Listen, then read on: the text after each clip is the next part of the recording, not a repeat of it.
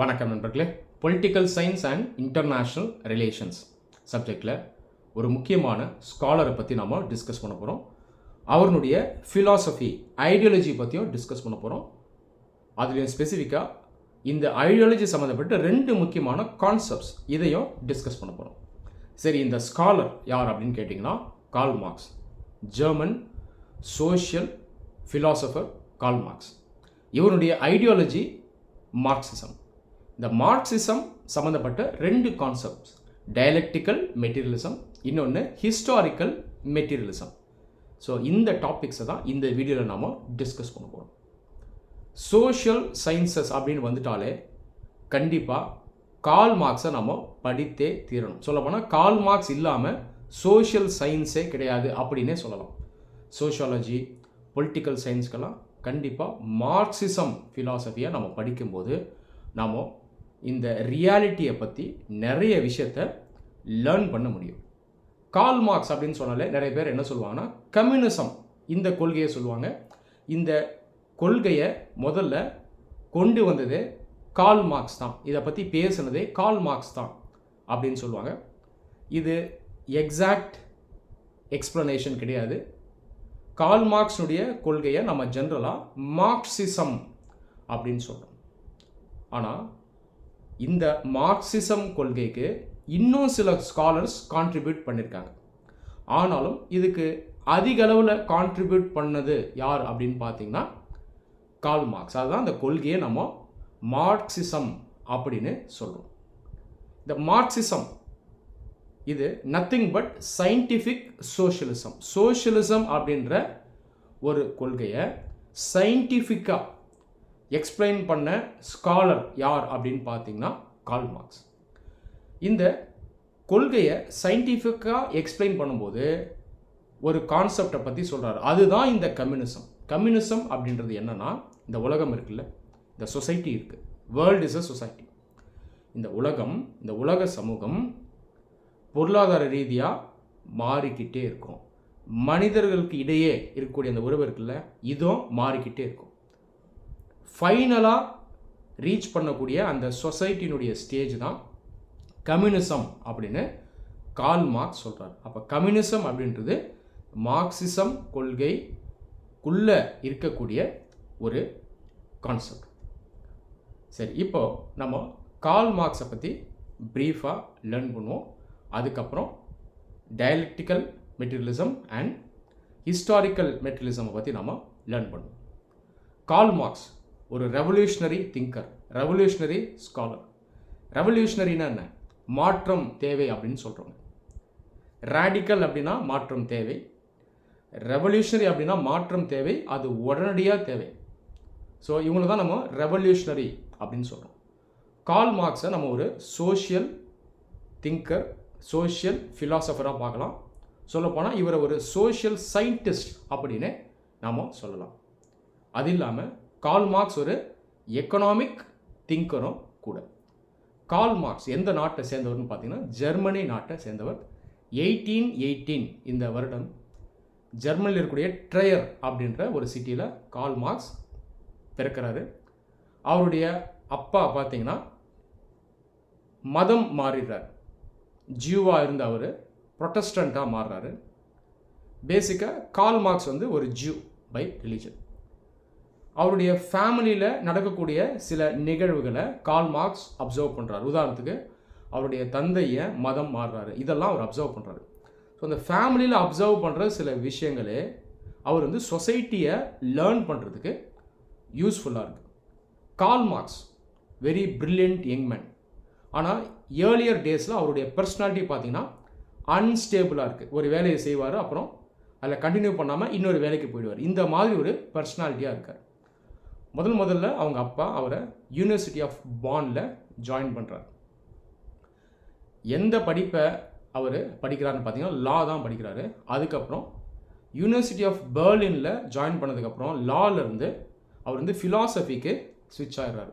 இந்த university of பெர்லினுக்கு marks வரும்போது தான் ஒரு மிகப்பெரிய திருப்பு முனையை நம்மளால் பார்க்க முடியுது.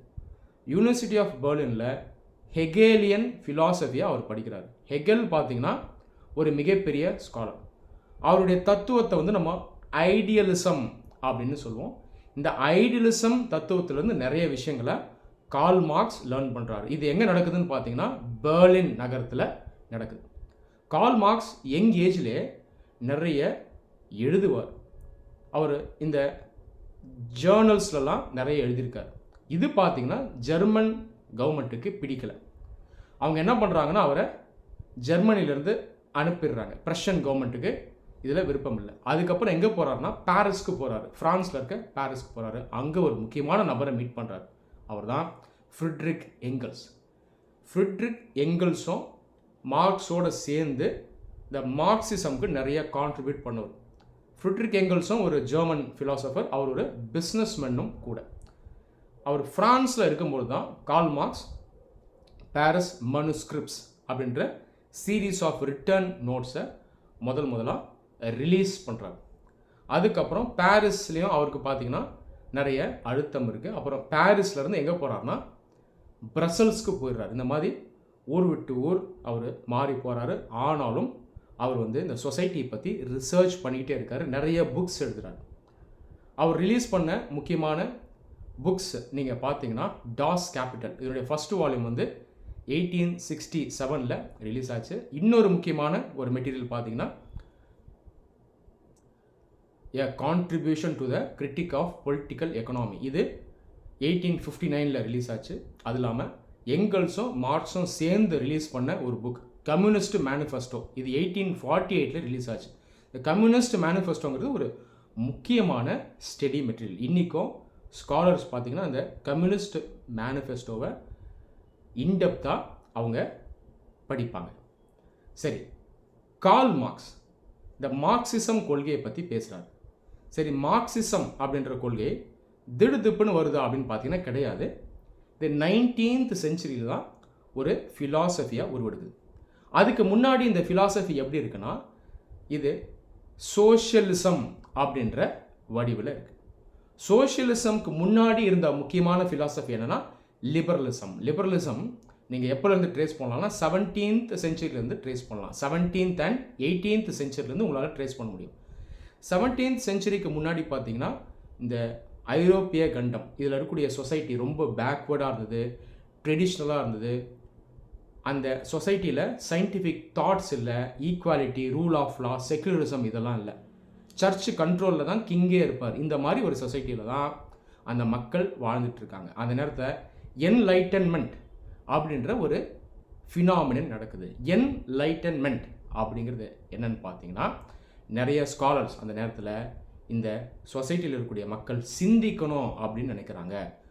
ஃப்ரீடம், உரிமை இதெல்லாம் முக்கியம் அப்படின்னு நினைக்கிறாங்க. எல்லாத்துக்கும் மேலே ரீசனிங் பண்ணணும். மனிதன் மிருகமாக இருக்கக்கூடாது. ஒரு விஷயம் நடக்குதுன்னா அதனுடைய காரணம் என்னன்றதை மனிதனை ரீசன் பண்ணணும், ஆய்வு செய்யணும், காரணங்கள் என்னன்னு பார்க்கணும். இந்த அடிப்படையில் இந்த சிந்தனைகள்லாம் உருவாகுது. இதுதான் என்லைட்டன்மெண்ட் அப்படின்னு சொல்கிறோம். என்லைட்டன்மெண்ட்டுக்கு முன்னாடி வரைக்கும் பார்த்தீங்கன்னா மனிதன் அவனுடைய உரிமைகளை பற்றி அவன் உணரலை. அவனை சொசைட்டியில் ஒரு அங்கமாக தான் பார்க்குறான். சொசைட்டிக்கு அப்புறம் தான் நான், எனக்குன்னு தனி உரிமை இல்லை, இப்படி தான் அவனுடைய சிந்தனை இருக்குது. ஆனால் என்லைட்டன்மெண்ட்டுக்கு அப்புறம் மேன், ஹியூமன் பீயிங், இண்டிவிஜுவல் இந்த கான்செப்டுக்கு முக்கியத்துவம் கொடுக்கப்படுது. Man is not just a means to an end, man is a end in himself. மனிதனை ஒரு விஷயத்தை அச்சீவ் பண்ணுறதுக்காக மட்டும் யூஸ் பண்ணக்கூடாது. அந்த மனிதனுக்கே ஒரு சாங்டிட்டி இருக்குது, அவனுக்குன்னு ஒரு மரியாதை இருக்குது, அவனுக்குன்னு ஒரு உரிமை இருக்குது. ஸோ இந்த அடிப்படையில் வந்த கொள்கை தான் லிபரலிசம். லிபரலிசம் பேசிக்காக என்ன சொல்லுதுன்னா அரசு அப்படிங்கிறது தேவை, ஆனால் அந்த அரசு மனிதனை ரொம்ப கட்டுப்படுத்தக்கூடாது. ப்ரைவேட் ஸ்பியருக்கும் இந்த அரசு கவர்மெண்ட்டுக்கும் ஒரு நல்ல டிஸ்டன்ஸ் இருக்கணும். மனிதர்களுக்கு முடிந்த வரைக்கும் உரிமைகள் இருக்கணும். அந்த உரிமைகளை அந்த மனிதர்கள் ப்ராப்பராக யூஸ் பண்ணணும். ப்ராப்பராக யூஸ் பண்ணுறதுனால அவங்களும் முன்னேறலாம், சொசைட்டிக்கும் நல்லது. இந்த ஃபிலாசபி தான் லிபரலிசம். இந்த லிபரலிசம் ஃபிலாசபி இருக்கு இல்லையா, இது இந்த டெமோக்ரஸி அப்படின்ற இந்த பொலிட்டிக்கல் ரைட் மக்களுக்கு போய் சேர்றதுக்கு ரொம்பவே ஹெல்ப்ஃபுல்லாக இருந்தது. லிபரலிசம் அப்படின்ற இந்த ஃபிலாசபி இருக்கு இல்லையா, இது ஒரு எக்கனாமிக் ஃபிலாசபிக்கும் வழிவகுத்தது. அந்த எக்கனாமிக் ஃபிலாசபி தான் கேபிட்டலிசம். கேபிட்டலிசம் அப்படின்றது முதலாளித்துவம். லிபரலிசம் என்ன சொல்லுது? தனி மனிதனுக்கு உரிமை இருக்கணும், ஃப்ரீடம் இருக்கணும். அப்போ தான் அவனால் சிந்திக்க முடியும், அவன் டேலண்ட்டை யூஸ் பண்ண முடியும், செயல்பட முடியும், இந்த நாட்டை ஒரு பெட்டரான ஒரு இடமா மாற்ற முடியும்னு லிபரலிசம் சொல்லுது. அப்போது தனி மனிதனுக்கு உரிமை இருக்கணும், அவனுக்கு ஃப்ரீடம் இருக்கணும் அப்படின்னு சொல்லிட்டு ப்ரைவேட் ப்ராப்பர்ட்டியும் இருக்கணும்னு சொல்லுது. ப்ரைவேட் ப்ராப்பர்ட்டி என்ன? தனி மனிதனுக்கு சொத்து இருக்கணும், உரிமை இருக்கணும், அவன் லாபம் சம்பாதிக்கணும், அந்த மோட்டிவ் இருக்கணும், இதுவே ஒரு உரிமை அப்படின்னு லிபரலிசம் சொல்லுது. அப்போது லிபரலிசம் கூட நீங்கள் சேர்த்து வச்சு பார்க்கக்கூடிய ஃபிலாசபி என்னன்னு பார்த்தீங்கன்னா கேபிட்டலிசம். இந்த கேபிட்டலிசம் ஒரு மிகப்பெரிய எக்கனாமிக் ஃபிலாசபியாக யூரோப்பில் உருவெடுக்குது. அந்த டைமில் பார்த்தீங்கன்னா இண்டஸ்ட்ரியல் ரெவல்யூஷன் வருது, சயின்டிஃபிக் இன்வென்ஷன்ஸ் நிறையா வருது, ஃபேக்ட்ரி ப்ரொடக்ஷன் ஆரம்பிக்குது. அப்போ இந்த யூரோப்பியன் கண்ட்ரிஸ்லாம் பார்த்திங்கன்னா வேகமாக எக்கனாமிக் டெவலப்மெண்ட்டை எக்ஸ்பீரியன்ஸ் பண்ணுறாங்க. ஆனால் அந்த எக்கனாமிக் டெவலப்மெண்ட்டை எக்ஸ்பீரியன்ஸ் பண்ணும்போது நிறைய பிரச்சனைகளும் வருது. இன்இக்வாலிட்டி இருக்குது, பாவர்ட்டி இருக்குது. ஒரு பக்கம் நிறைய முதலாளிகள் இருக்காங்க, இன்னொரு பக்கம் பார்த்திங்கன்னா உழைப்பாளிகள் நிறைய பேர் இருக்காங்க. இந்த உழைப்பாளிகள் இருக்காங்களே ஒர்க்கர்ஸ், அவங்களுக்கு உரிமைகள் இல்லை. அந்த ஃபேக்ட்ரிஸில் ஆண்கள், பெண்கள், ஏன் சில்ட்ரன் இவங்களையும் பார்த்திங்கன்னா அவங்க இறக்கம் இல்லாமல் வேலை வாங்கினாங்க. அப்போது இந்த நேரத்தில் இன்னொரு ஃபிலாசபி ஒன்று உருவாகுது. இதனுடைய பேர் தான் சோஷியலிசம். சோஷியலிசமுடைய ரூட்ஸுமே நீங்கள் 17th செஞ்சுரியிலேருந்து ட்ரேஸ் பண்ணலாம். 17th century is the period for both liberalism and socialism. ஆனால் முதல்ல ஒரு முக்கியமான ஃபிலாசபியாக உருவெடுக்கிறது லிபரலிசம், தனி மனித உரிமை. அதுக்கப்புறம் சோஷியலிசம் ஒரு முக்கியமான ஃபிலாசபியாக உருவெடுக்குது. இப்போ சோஷியலிசம் என்ன சொல்லுது அப்படின்னு பார்த்தீங்கன்னா, லிபரலிசம் கொள்கையினால கேபிட்டலிசம் வந்துருச்சு, டெமோக்ரஸி இருக்குது, ஆனாலும் இதில் ஈக்குவாலிட்டி இல்லை. மெயினாக எக்கனாமிக் ஈக்குவாலிட்டி இல்லை. ஒருத்தன் ரிச்சாக இருக்கான், ஒருத்தன் புவராக இருக்கான். அப்போது இதனாலேயே இன்இக்வாலிட்டியை சொசைட்டியில் நம்மளால் பார்க்க முடியுது. டெமோக்ரஸிங்கிறது பொலிட்டிக்கல் ஈக்குவாலிட்டியை மட்டும்தான் கொடுக்குது. அதனால அரசியல் சார்ந்த சம உரிமையை கொடுக்கறதே தவிர பொருளாதாரம் சார்ந்த சம உரிமையை கொடுக்கலை. அப்போ எக்கனாமிக் இன்இக்வாலிட்டி இருக்குது. இந்த எக்கனாமிக் இன்இக்வாலிட்டியை சரி செஞ்சாதான் அது உண்மையான ஈக்குவாலிட்டி அப்படின்னு சோஷியலிஸ்ட் ஸ்காலர்ஸ் சொல்கிறாங்க. முதல் முறையாக சோஷியலிசமை பற்றி பேசின ஸ்காலர்ஸை யூட்டோப்பியன் சோஷியலிஸ்ட் அப்படின்னு சொல்லுவாங்க. உதாரணத்துக்கு Charles Fourier, Robert oven, Saint Simon, இவங்கெல்லாம் சொல்லலாம். ஆனால் இவங்க சோஷியலிசமை அவங்களுடைய ஓன் வெர்ஷனில் சொல்கிறாங்க. சயின்டிஃபிக்காக ஒரு ஃபிலாசபியாக கார்ல் மார்க்ஸ் மாதிரி அவங்க முன்னெடுத்து வைக்கல. உதாரணத்துக்கு இந்த யூட்டோப்பியன் சோஷியலிஸ்டெல்லாம் என்ன சொல்லுவாங்கன்னா, இந்த சொசைட்டியில் மக்கள் எல்லாம் ஒன்றா சேர்ந்து வாழணும், தனி மனித சொத்து ப்ரைவேட் ப்ராப்பர்ட்டின்றது இருக்கக்கூடாது, எல்லாம் ஒன்றா சேர்ந்து வாழணும், அதில் வரக்கூடிய அந்த ப்ரொடியூஸ் லாபத்தை எல்லாம் ஷேர் பண்ணணும் அப்படின்னு சொல்லுவாங்க. ஒரு சில ஸ்காலர்ஸ் பார்த்தீங்கன்னா ஃபேமிலின்றது இருக்கக்கூடாது அப்படின்னு கூட சொல்லுவாங்க. இதுதான் யூட்டோப்பியன் சோஷியலிசம். யூட்டோப்பியன் சோஷியலிசம்க்கு அப்புறம் வர்றது தான் சயின்டிஃபிக் சோஷியலிசம். இந்த பீரியட் ரொம்ப முக்கியம். சயின்டிஃபிக் சோஷியலிசம் எந்த செஞ்சுரியில் வருதுன்னா 19th செஞ்சுரி. இதை மெயினாக முன்னெடுத்து வைக்கிறது யாருன்னா மார்க்ஸ்.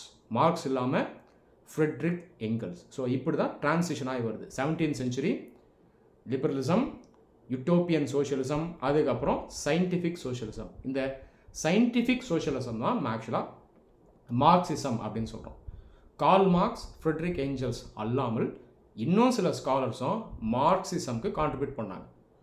கார்ல் மார்க்ஸ் தான் மெயின் கான்ட்ரிபியூட்டர், ஆனாலும் இன்னும் ஸ்காலர்ஸ் இருக்காங்க.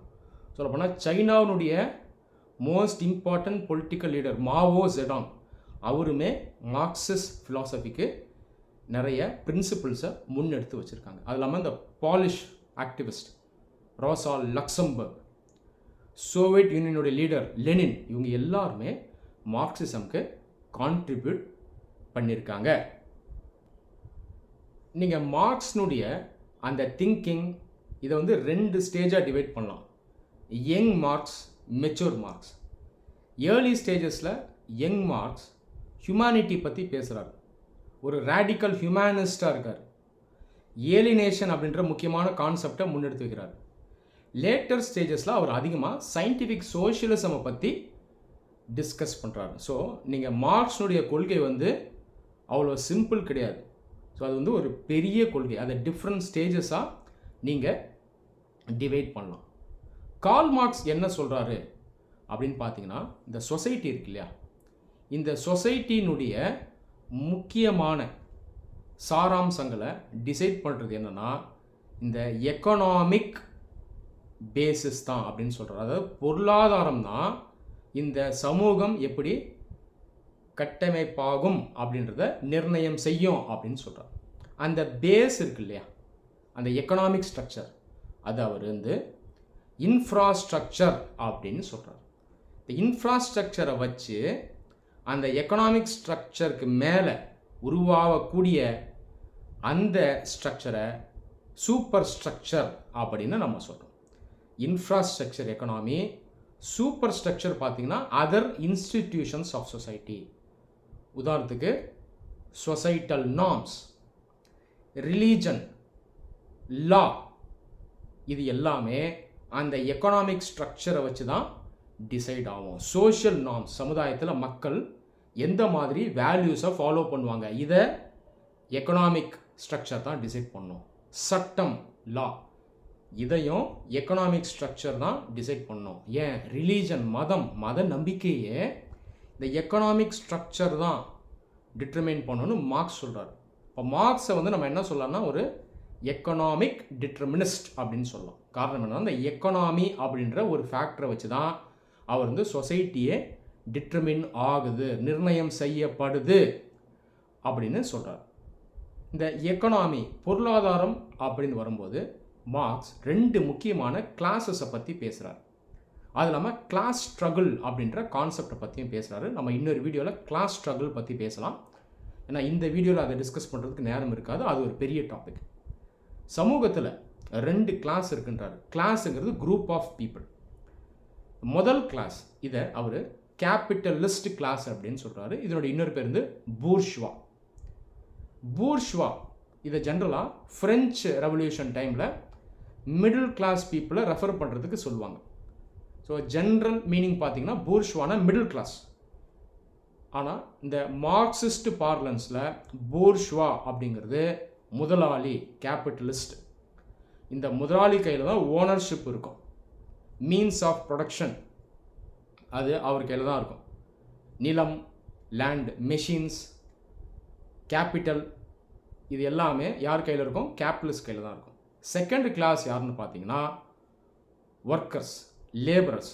இவங்களை நம்ம என்ன சொல்கிறோம்னா ப்ரோலிட்டேரியேட் அப்படின்னு சொல்கிறோம். ஸோ இந்த 2 முக்கியமான கிளாஸஸ் வந்து எக்கனாமியில் இருக்குன்னு கார்ல் மார்க்ஸ் சொல்கிறார். 2 முக்கியமான கிளாஸஸ் சொன்னாலும் இன்னும் சில கிளாஸஸை பற்றியும் சொல்கிறார். ஆனால் இது 2 தான் முக்கியமான கிளாஸஸ். உதாரணத்துக்கு லேண்ட் ஓனர்ஸ், பிட்டைட், பூர்ஷ்வா, இவங்களை பற்றியும் பேசினாலும் இந்த 2 கிளாஸஸில் தான் மெயினாக கார்ல் மார்க்ஸ் ஃபோக்கஸ் பண்ணுறாரு. கார்ல் மார்க்ஸ் என்ன சொல்லுவார்னா, இந்த ஒர்க்கர்ஸ் இருக்காங்களா, ப்ரோலிட்டேரியட், இவங்களை மேலே இருக்கக்கூடிய அந்த பூர்ஷ்வா முதலாளி எக்ஸ்ப்ளாய்ட் பண்ணிக்கிட்டே இருப்பாங்க அப்படின்னு சொல்லுவார். ஒரு ப்ராடக்ட் இதை ப்ரொடியூஸ் பண்ணுறோன்னா அந்த ப்ராடக்ட்டுக்கு வேல்யூ கொடுக்கறதே அந்த லேபரர் தான் அப்படின்னு சொல்லுவார். உதாரணத்துக்கு ஒரு சேர் பண்ணுறோம், ஒரு ஃபர்னிச்சர் பண்ணுறோன்னா அந்த மரத்தை எடுத்து அதை வெட்டி ஒரு வடிவம் கொடுத்து அதை சேராகவோ வேறு ஒரு ஃபர்னிச்சராகவோ மாற்றுறது அந்த லேபர் தான் அப்படின்னு மார்க்ஸ் சொல்லுவார். Labour adds value to the ப்ராடக்ட்னு அவர் சொல்லுவார். பட் லேபர் இல்லைன்னா அந்த ப்ராடக்டே கிடையாது. இதுதான் மார்க்ஸ்னுடைய அண்டர்ஸ்டாண்டிங். ஆனால் இந்த லேபரர்ஸை யார் கண்ட்ரோல் பண்ணுறதுனா மேலே இருக்கக்கூடிய கேபிட்டலிஸ்ட். ஸோ ஒரு ப்ராடக்டை உருவாக்குறாங்க, அது காரணம் லேபர். ப்ராடக்டை விற்கும் பொழுது அதுக்கு சர்ப்ளஸ் வேல்யூ உருவாகும், இதுதான் அந்த லாபம். ஆனால் அந்த லாபம் எங்கே போகும்னா மெயினாக கேபிட்டலிஸ்ட் கிட்ட போயிடும். அதில் ஒரு சின்ன பகுதியை மட்டும்தான் கேபிட்டலிஸ்ட் வந்து லேபரோட ஷேர் பண்ணுவார். பெரும்பாலான பகுதியை அந்த கேபிட்டலிஸ்ட், அதாவது பூர்ஷ்வாவே எடுத்துப்பாங்க. ஸோ இப்படி தான் இந்த எக்கனாமிக் ஸ்ட்ரக்சர் இருக்கும் அப்படின்னு சொல்கிறார். அப்போது அந்த எக்கனாமிக் ஸ்ட்ரக்சரில் எக்ஸ்ப்ளாய்டேஷன் இருக்கும், அப்ரெஷன் இருக்கும் அப்படின்னு மார்க்ஸ் சொல்வார். அல்டிமேட்டாக இந்த ப்ரோலிட்டேரியேட் இருக்காங்க பார்த்தீங்களா, இந்த ஒர்க்கர்ஸ், அவங்க இந்த பூர்ஷ்வாக்கு எதிராக ஒரு ரெவல்யூஷனை நடத்துவாங்க, அதாவது ஒரு போராட்டத்தை நடத்துவாங்க. அப்போது இந்த கேபிட்டலிஸ்ட் சொசைட்டி இருக்கு இல்லையா, இது கம்யூனிஸ்ட் சொசைட்டியாக உருமாறும் அப்படின்னு சொல்வார். இந்த கம்யூனிஸ்ட் சொசைட்டிக்கும் கேபிட்டலிஸ்ட் சொசைட்டிக்கும் நடுவில் ஒரு இன்டர்மீடியட் ஸ்டேஜ் இருக்குது. இதுதான் சோஷியலிசம் அப்படின்னு சொல்கிறோம். சோஷியலிசம்ன்றது ஏற்கனவே முன்னெடுத்து வைக்கப்பட்ட ஒரு ஃபிலாசபி. ஆனால் மார்க்சிசம் பொறுத்த வரைக்கும் மார்க்சிசம் ஃபிலாசபிக்குள்ள சோஷியலிசம் அப்படின்ற கான்செப்ட் ஸ்பெசிஃபிக்காக என்னென்னு பார்த்தீங்கன்னா கேபிட்டலிசம்க்கும் கம்யூனிசம்க்கும் நடுவில் இருக்கக்கூடிய அந்த ஸ்டேஜ். இந்த இன்டர்மீடியட் ஸ்டேஜ் சோஷியலிசமில் பார்த்தீங்கன்னா ஒரு ஸ்டேட் இருக்கும், ஒரு கவர்மெண்ட் இருக்கும், அதாவது அரசு இருக்கும். அந்த அரசு யார் கையில் இருக்கும்னு பார்த்தீங்கன்னா ஒர்க்கர்ஸ் கையில் இருக்கும். அதனால தான் அதை டிக்டேட்டர்ஷிப் ஆஃப் த ப்ரோலிட்டேரியேட் அப்படின்னு சொல்கிறோம். ஃபைனல் ஸ்டேஜ் கம்யூனிசம்க்கு போகும்போது அரசே தேவையில்லை, ஸ்டேட்டே தேவையில்லை, மக்கள் கையில் தான் பவர் இருக்கும். ஸ்டேட்டே எல்லாத்தையும் ப்ரொடியூஸ் பண்ணோம், ப்ரைவேட் ஓனர்ஷிப் இருக்காது, டிஃப்ரெண்ட் கிளாஸஸ் இருக்காது, எல்லா மக்களும் ஒன்று தான் அப்படின்ற நிலை வந்துடும். இந்த ஸ்டேஜ் தான் இந்த கம்யூனிசம். ஓகேவா? ஸோ இந்த கம்யூனிசம் அப்படின்றத நான் இப்போது ப்ரீஃபாக சொல்லிட்டேன். இப்போது நம்ம டயலெக்டிக்கல் மெட்டீரியலிசம், ஹிஸ்டாரிக்கல் மெட்டீரியலிசமை பற்றி பார்ப்போம். டயலெக்டிக்ஸ் இதனுடைய அர்த்தம் நம்ம எங்கே ட்ரேஸ் பண்ணலான்னு பார்த்தீங்கன்னா கிரீக் ஸ்காலர் பிளேட்டோ அவருடைய ரைட்டிங்ஸில் ட்ரேஸ் பண்ணலாம். ரீபப்ளிக் அப்படின்ற புக்கை பிளேட்டோ அப்போ எழுதினார். டயலெக்டிக்ஸ் இதில் என்ன சொல்லப்படுது அப்படின்னு பார்த்தீங்கன்னா இந்த சொசைட்டியில் மாற்றம் ஏற்படும். இந்த மாற்றம் எப்படி ஏற்படும்னா விவாதம் மூலமாக ஏற்படும், டிபேட், டிஸ்கஷன், இதன் மூலமாக தான் ஏற்படும். இந்த ப்ராசஸை தான் நம்ம என்ன சொல்கிறோம்னா டயலெக்டிக்ஸ் அப்படின்னு நம்ம சொல்கிறோம். பிளேட்டோ அவருடைய குருவான சாக்ரட்டிஸ் நடத்திய டிஸ்கஷன்ஸ் பற்றி சொல்லுவார். 2 டேர்ம்ஸ் இருக்குது, ஒன்று தீசிஸ், இன்னொன்று ஆன்டி தீசிஸ். 3வது டேர்ம் என்னென்னு பார்த்தீங்கன்னா சிந்தசிஸ். சாக்ரட்டிஸ் ஒரு கருத்தை முன்னெடுத்து வைப்பார், அது தீசிஸ். அதை எதிர்த்து அவருடைய ஆப்போனன்ட்ஸ் ஒரு கருத்தை முன்னெடுத்து வைப்பாங்க, அது வந்து ஆன்டி தீசிஸ். டிபேட் நடக்கும், டிஸ்கஷன் நடக்கும், அல்டிமேட்டாக ஒரு முடிவுக்கு வருவாங்க, அதுதான் சிந்தசிஸ். ஸோ இந்த ப்ராசஸ் தான் டயலெக்டிக்ஸ். ஒருவேளை சிந்தசிஸ்னுடைய அந்த ரிசல்ட் ப்ராப்பராக இல்லை அப்படின்னா மறுபடியும் இந்த ப்ராசஸ் நடக்கும், தீசிஸ், ஆன்டி தீசிஸ், மறுபடியும் சிந்தசிஸ்க்கு வரும். ஸோ இதுதான் நம்ம டயலெக்டிக்ஸ்னு சொல்கிறோம். இந்த உலகமே இந்த டயலெக்டிக்ஸ் மூலமாக தான் நகருது. இந்த டயலெக்டிக்ஸை பற்றி பேசக்கூடிய ஒரு முக்கியமான ஸ்காலர் யாருன்னு பார்த்தீங்கன்னா ஹேகல். ஹேகல் ஒரு ஜெர்மன் ஃபிலாசபர். ஸோ இந்த ஜெர்மனியில் இருக்கக்கூடிய இந்த யங் ஃபிலாசபர்ஸ் அந்த காலத்தில் யாரால் முக்கியமாக இன்ஃப்ளூயன்ஸ் ஆனாங்கன்னு பார்த்தீங்கன்னா ஹெகேல்னால் இன்ஃப்ளூயன்ஸ் ஆனாங்க. ஹெகேல்னுடைய மறைவுக்கு அப்புறம் அவருடைய கொள்கையில் இன்னும் நிறையா விவாதங்களை நடத்தியவங்க யாருன்னு பார்த்தீங்கன்னா யங் ஹெகேலியன்ஸ், அவருடைய ஃபாலோவர்ஸ். ஒரு யங் ஹெகேலியன் தான் கார்ல் மார்க்ஸ். ஸோ மார்க்ஸையுமே நம்ம ஒரு யங் ஹெகேலியன் அப்படின்னு சொல்லலாம். சரி, இப்போது ஹெகேல் டயலெக்டிக்ஸை பற்றி என்ன சொல்கிறாரு அப்படின்னு பார்த்தீங்கன்னா மைண்ட் இவால்வ்ஸ் டயலெக்டிக்கலி அப்படின்னு ஹெகேல் சொல்வார். மைண்டுன்றது மனிதனுடைய மூளை. இதுவே எப்படி எவால்வ் ஆகுதுன்னா டயலெக்டிக்கலாக உருவாகுது, எவால்வ் ஆகுதுன்னு சொல்கிறாரு. அப்போ என்ன சொல்கிறாருன்னா மனிதன் சிந்தனை செய்கிறான், அதனால் புதுசாக ஐடியாஸ் வருது, இந்த ஐடியாஸ்னால சொசைட்டி நகருது அப்படின்னு ஹெகேல் சொல்வார். ஹெகேல் ஒரு ஐடியலிஸ்ட். அவர் ஃபாலோ பண்ணுற ஃபிலாசபி பார்த்தீங்கன்னா ஐடியலிசம். ஐடியலிசம் அப்படிங்கிறது என்னென்னா ஐடியா சம்மந்தப்பட்டது. ஐடியானா என்ன? ஒரு கருத்து. அந்த கருத்து தான் ரொம்ப பிரதானமானது அப்படின்னு ஹெகேல் சொல்வார். ஐடியா லீட்ஸ் டு ரியாலிட்டி அப்படின்னு சொல்கிறவர் வந்து ஹெகேல். அதாவது நீங்கள் என்ன புரிஞ்சுக்கணுன்னா சிந்தனை, கருத்து, இதுதான் முக்கியம். இந்த கருத்தை வச்சு தான் ரியாலிட்டியே நிர்ணயம் செய்யப்படுது. What is ideal is real அப்படின்னு ஹேகல் சொல்வார். ஸோ இதுதான் ஐடியலிசம். ஐடியலிசமை வச்சு தான் என்ன நடக்குது, டயலெக்டிக்ஸ் நடக்குதுன்னு ஹேகல் சொல்வார். ஆனால் மார்க்ஸ் இதை அக்செப்ட் பண்ணல. மார்க்ஸ் டயலெக்டிக்ஸை அக்செப்ட் பண்ணுறாரு, ஆனால் அவர் வந்து ஐடியலிசமை அக்செப்ட் பண்ணல. இங்கே அவர் வந்து ஹேகலை எதிர்க்கிறார். ஹேகல் சொல்கிறதுக்கு அப்படியே ஆப்போசிட்டாக மார்க்ஸ் சொல்கிறார். மார்க்ஸ் எதுக்கு முக்கியத்துவம் கொடுக்குறாருன்னா ரியலிசம்க்கு முக்கியத்துவம் கொடுக்குறாரு. எது உண்மையோ அதுதான் பார்க்கணும் அப்படின்னு சொல்கிறாரு. இதனுடைய வெளிப்பாடு தான் மெட்டீரியலிசம். ஸோ மார்க்ஸ்க்கு என்ன முக்கியம்னா மெட்டீரியல் வேர்ல்டு தான் முக்கியம். எதை நம்ம கண்ணால் பார்க்குறோமோ, எதை கையை வச்சு உணர்றோமோ, இதுதான் இந்த உலகத்தில் பிரதானம் அப்படின்னு மார்க்ஸ் சொல்வார். ஓகேவா?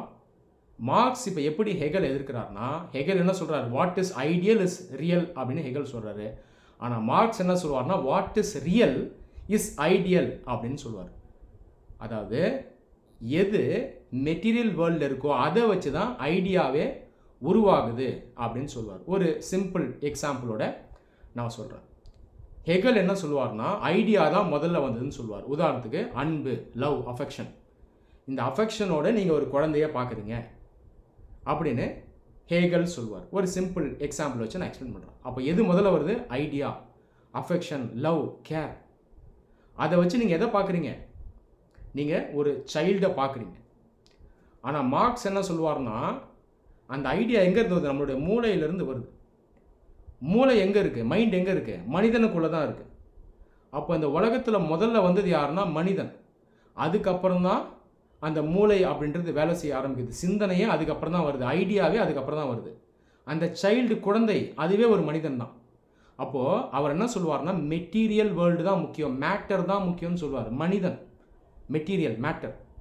Man game first, only then game idea அப்படின்னு மார்க்ஸ் சொல்லுவார். ஸோ இந்த மெட்டீரியலிசம் வச்சு ஹெகல்னுடைய ஐடியலிசமை மார்க்ஸ் அப்போஸ் பண்ணுவார். நான் இதை இன்னும் டீட்டெயில்டாக எக்ஸ்பிளைன் பண்ணுறேன். இந்த உலகத்தில் முதல்ல வந்தது மனிதன் கிடையாது. கல் வந்துச்சு, மண் வந்துச்சு, அதுக்கப்புறம் தான் மனுஷன் வந்தான். இந்த கல்லுக்கும் மனுஷனுக்கும் உள்ள டிஃப்ரென்ஸ் குவாலிட்டேட்டிவாக தெரிஞ்சாலும் அது ஆக்சுவலாக குவான்டிடேட்டிவ் தான் அப்படின்னு மார்க்ஸ் சொல்லுவார்.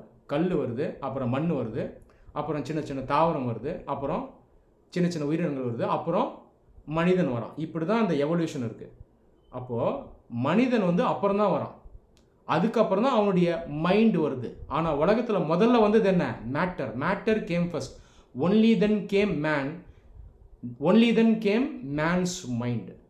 அப்போது அந்த மேட்டரால் தான் மைண்டே உருவாயிருக்கு அப்படின்னு மார்க்ஸ் சொல்லுவார். Mind is the most evolved form of matter அப்படின்னு கால் மார்க்ஸ் அந்த காலத்திலே சொல்லியிருக்காரு. மைண்டே ஒரு மேட்டர் தான், but it is a highly evolved form of matter. Human brain is a highly evolved form of matter. மனிதனே மெட்டீரியல் தான். இந்த மெட்டீரியலுக்குள்ளே தான் சிந்தனை உருவாகுது.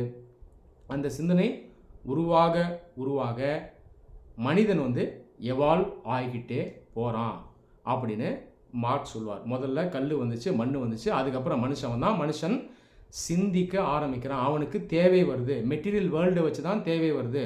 உதாரணத்துக்கு முதல்ல விவசாயம் பண்ணுறான், அதுக்கப்புறம் அவனுக்கு நிறைய தேவைகள் வருது. அல்டிமேட்டாக என்ன பண்ணுறான்? அணு ஆயுதத்தை அவன் உருவாக்குறான். அணு ஆயுதத்தை உருவாக்கணுன்ற சிந்தனை எங்கேருந்து வந்தது? அந்த ஐடியா எங்கேருந்து வந்தது? மேட்டரில் தான் வந்தது. மேட்டர் தான் இந்த மெட்டீரியல் வேர்ல்டு. இதுதான் மார்க்ஸ் சொல்லுவார். அப்போது இந்த மெட்டீரியல் வேர்ல்டு வச்சு நம்ம டயலெக்டிக்ஸை பார்க்கணும் அப்படின்றது மார்க்ஸ்னுடைய கொள்கை. இதுதான் நம்ம டயலெக்டிக்கல் மெட்டீரியலிசம் அப்படின்னு சொல்கிறோம். ஆக ஹேகல் பொறுத்த வரைக்கும் ஐடியா தான் அல்டிமேட் ரியாலிட்டி.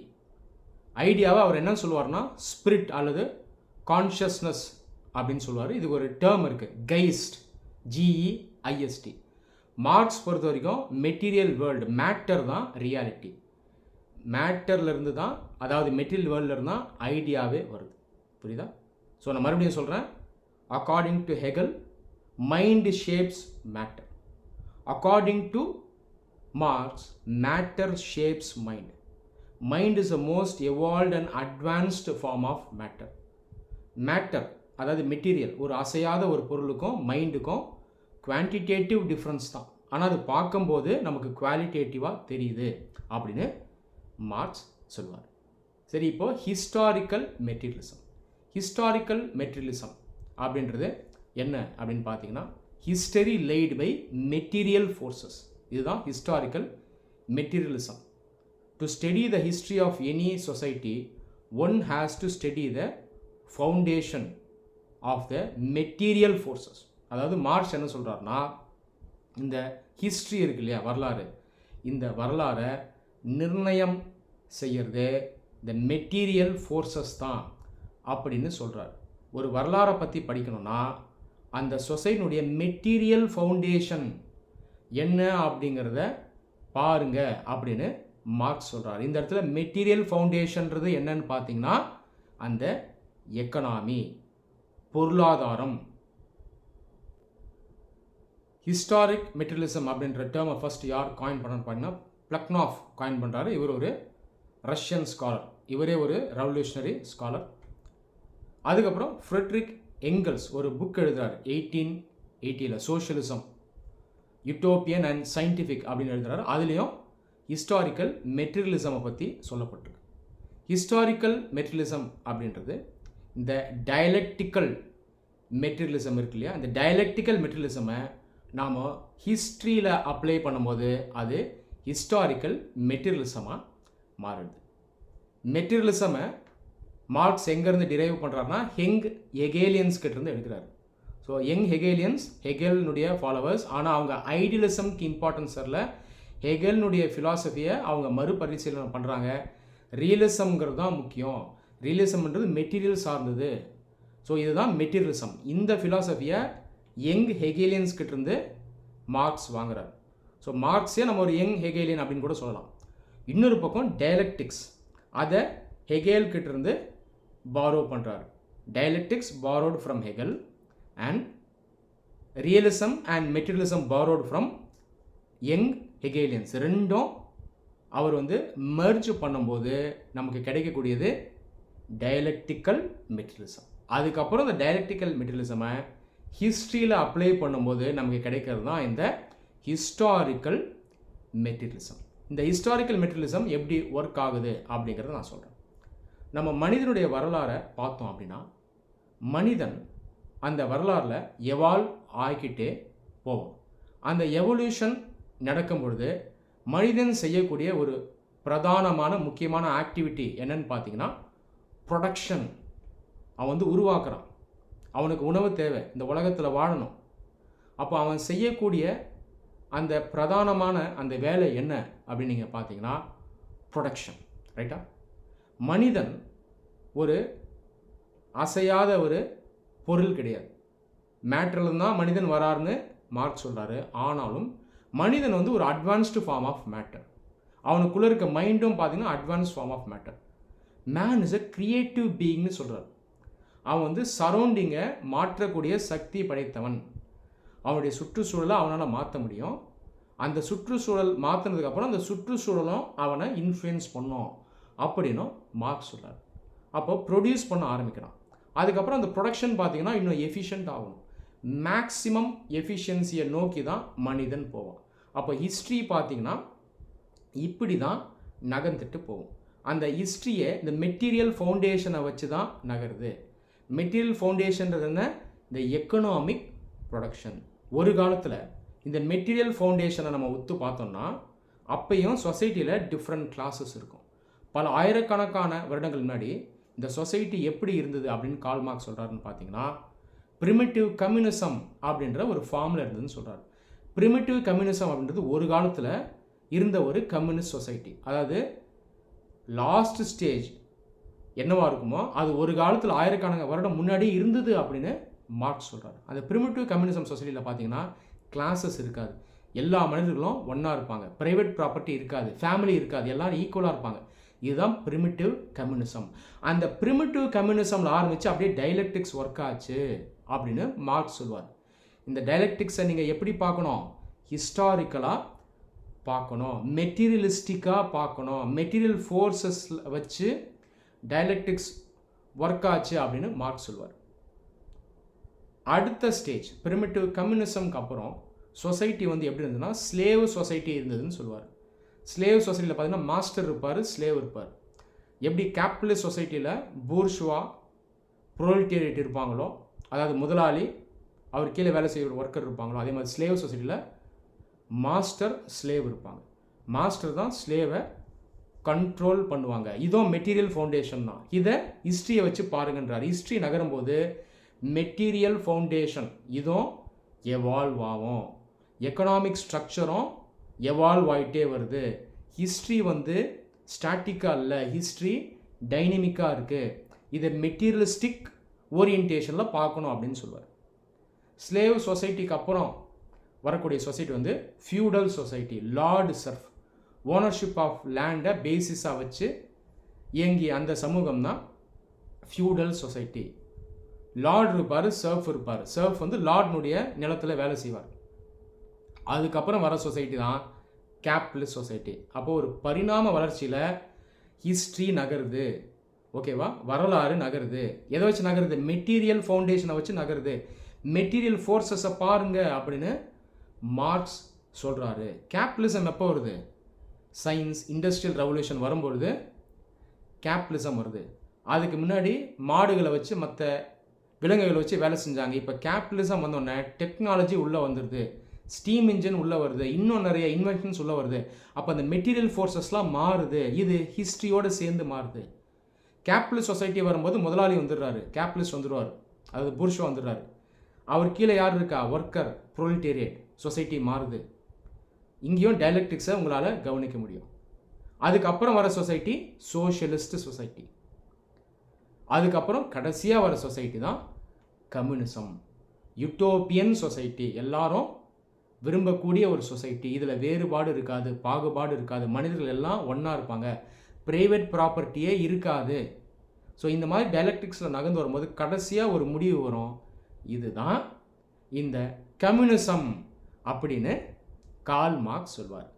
ஸோ இந்த கான்செப்ட் தான் historical materialism. History determined by materialistic forces based on the concept of dialectics. When dialectical materialism is applied to history, it becomes historical materialism.